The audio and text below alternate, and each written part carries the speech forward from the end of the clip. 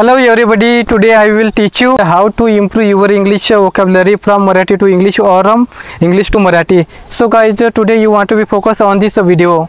तर मित्रांनो, आज मी तुम्हाला vocabulary म्हणजे जे मॅनेजमेंटची जी vocabulary ते एक्सप्लेन करून देणार A to Z. ओके, तर यामधील जे पहिला जो वर्ड आहे, पहिली जो vocabulary आहे त्यामधला जो पहिला वर्ड आहे ॲक्टिव्हिटी.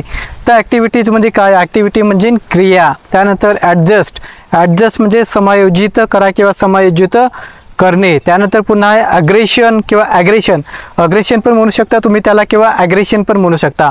तर ॲग्रेशन म्हणजे काय? आगळिक म्हणजे एखादी वेगळी क्रिया किंवा एखादी वेगळी ॲक्टिव्हिटीज करणे, त्याला काय म्हणूयात? अग्रेशन. ओके, त्यानंतर पुन्हा अलोकेशन म्हणजे काय? कोणाला एखादी जागा किंवा एखादी प्लेस अलोकेट करायची आहे तर त्याला काय म्हणूया? अलोकेशन. ओके, तर अलोकेशन म्हणजे वाटप. त्यानंतर अँटिसिपेशन म्हणजे काय? अपेक्षा.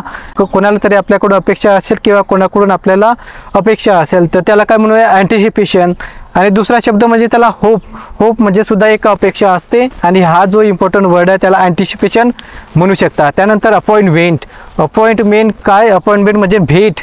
तर एखादी फेमस व्यक्ती असेल, ओके, तर एखादी फेमस व्यक्ती किंवा एखादी सेलिब्रिटीज असेल तर त्यांना आपल्याला भेटायचं असेल तर त्यांची अपॉइंटमेंट आपल्याला घ्यावी लागते. ओके, तर त्याला म्हणूयात अपॉइंटमेंट म्हणजे भेट.